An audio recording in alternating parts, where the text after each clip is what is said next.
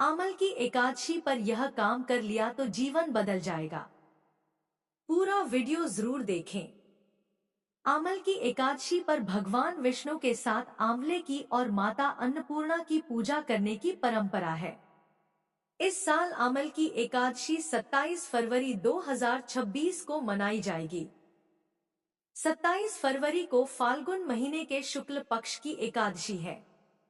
इसे आमल की यानी आंवला एकादशी कहते हैं। फाल्गुन महीने में आने के कारण यह हिंदी कैलेंडर की आखिरी एकादशी होती है। इस दिन आंवले के पेड़ की पूजा के साथ साथ आंवले का दान करने का भी विधान है, जिससे कई यज्ञों का फल मिलता है। इस साल फाल्गुन मास के शुक्ल पक्ष की एकादशी का प्रारंभ 27 फरवरी 2026 को तड़के 12:33 बजे से होगा। तिथि का समापन 27 फरवरी 2026 की रात 10:32 बजे होगा। इसलिए आमल की एकादशी 27 फरवरी को ही मनाई जाएगी।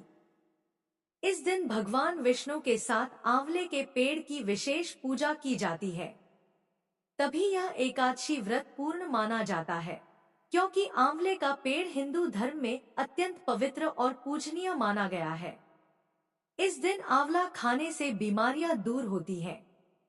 एकादशी पर किए गए व्रत उपवास और पूजन से घर परिवार में सुख समृद्धि बनी रहती है।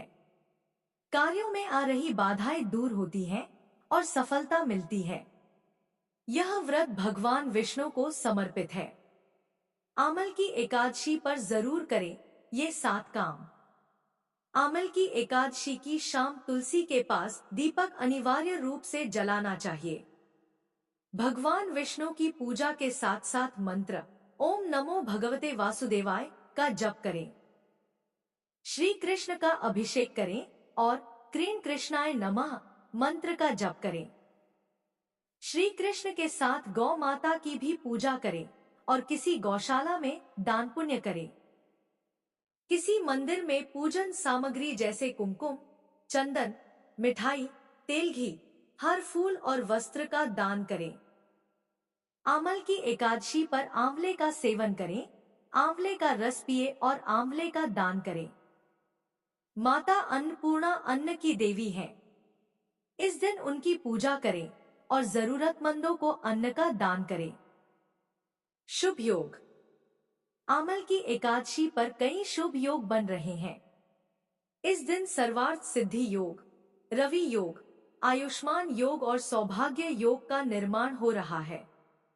आंवले के पेड़ की पूजा का शुभ समय सुबह 6:48 बजे से 11:08 बजे तक रहेगा। रंग भरी और आमल की एकादशी होली से 4 दिन पहले आने के कारण इसे रंग भरी एकादशी भी कहा जाता है। इस दिन से बनारस में बाबा विश्वनाथ को रंग लगाकर होली की शुरुआत की जाती है। ब्रह्मांड पुराण के अनुसार इस दिन आंवले के पेड़ और भगवान विष्णु की पूजा का विधान है। शुभ ग्रह योगों के प्रभाव से इस दिन व्रत और पूजा का पुण्य कई गुना बढ़ जाता है। मिलता है यज्ञों का पुण्य।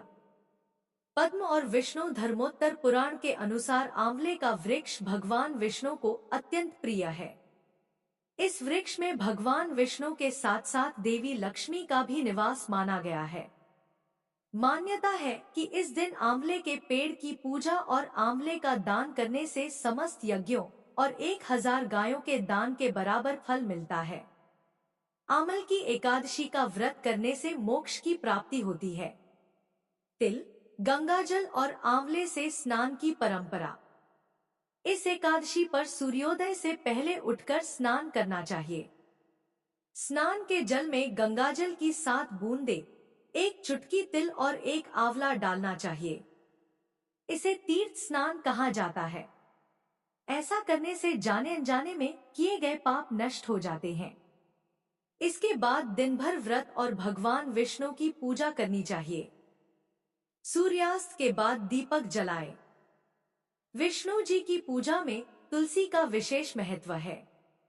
मान्यता है कि तुलसी के बिना विष्णु जी भोग स्वीकार नहीं करते।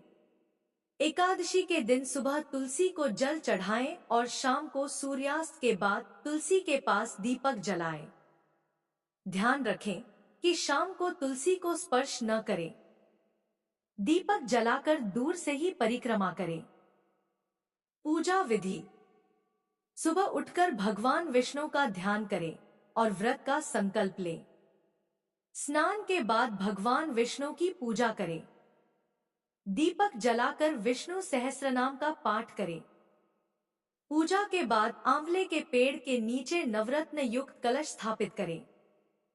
आंवले के वृक्ष का धूप, दीप, चंदन, रोली, फूल और अक्षत से पूजन करें। किसी गरीब या ब्राह्मण को भोजन कराएं। अगले दिन स्नान के बाद पूजन करें। कलश, वस्त्र और आंवले का दान करें। इसके बाद भोजन ग्रहण कर व्रत का पारण करें।